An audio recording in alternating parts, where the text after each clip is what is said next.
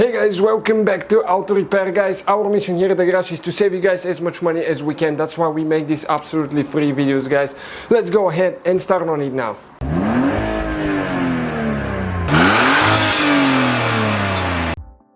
Hey guys, welcome back to the channel guys. Today we'll be doing an oil change on a Ford V10 6.8 liter. That's a Triton 6.8 right here.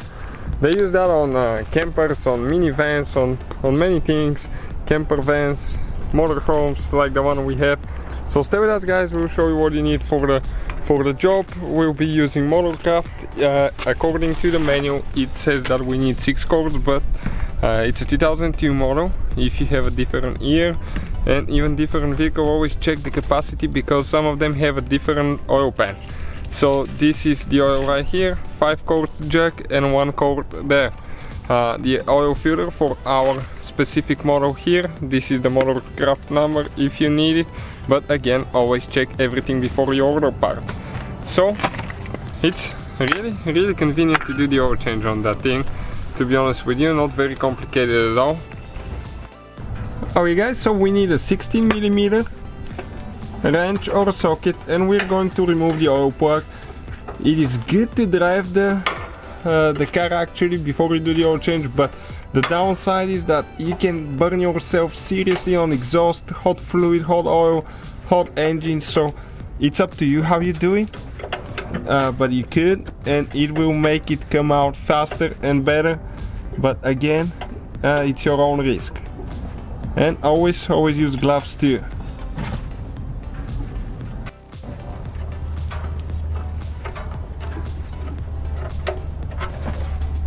Okay, you can see our oil is hot and it's coming out really good. So we'll let it drain for a little bit and we'll proceed with the oil filter. Okay guys, you can see where the oil filter is located. It's on the driver's side of the oil pan. So we're going to use the pliers to remove it now. And careful, it could be really hot again. Okay, came out now. So we will let it drain good. Always make sure that the seal doesn't get stuck on the oil filter housing. Otherwise, if you install double seal, it will not work and you will leak oil.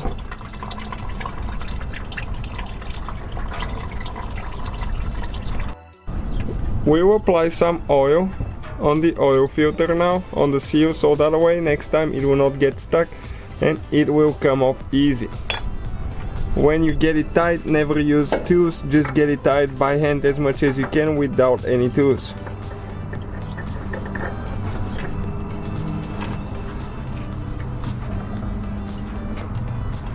And you could even fill those up to prevent a dry start if you want to.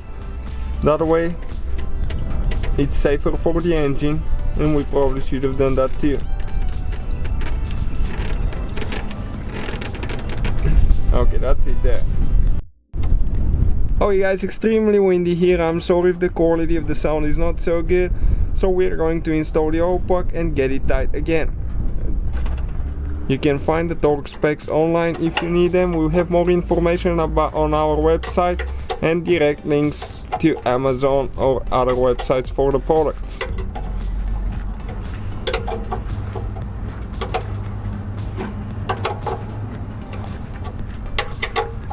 Okay, right there.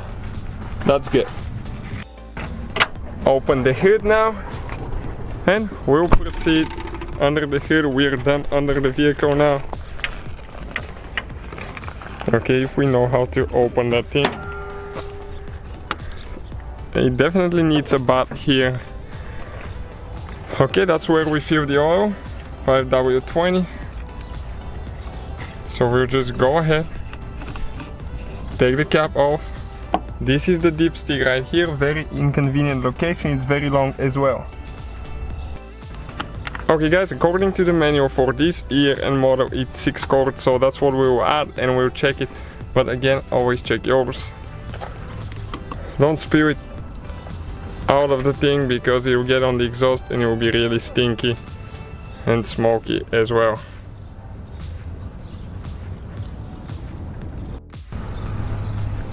Okay, this is 5-quart jug, so this is done. And then we'll take the little one, add it as well. Clean oil, looks good.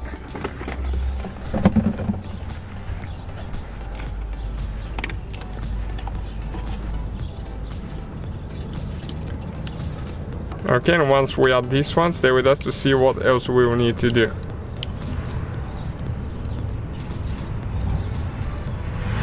Okay, almost there.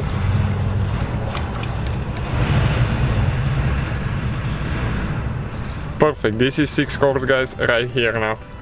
So we'll go ahead and install the oil cap now. Don't forget that. Very important, never forget to get the oil filter tight, the oil plug and the oil cap. Okay, so now this is the dipstick. We'll pull it and wipe it, and it gets stuck a little bit. It's really long as well.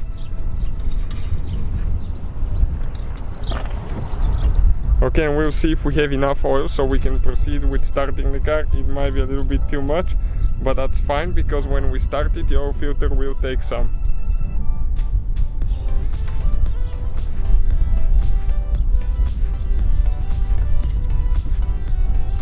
Okay, it doesn't go easy. Sometimes you have to push those a little bit.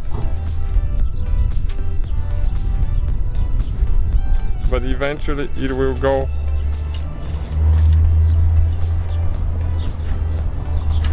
Okay, let's see how much we got now.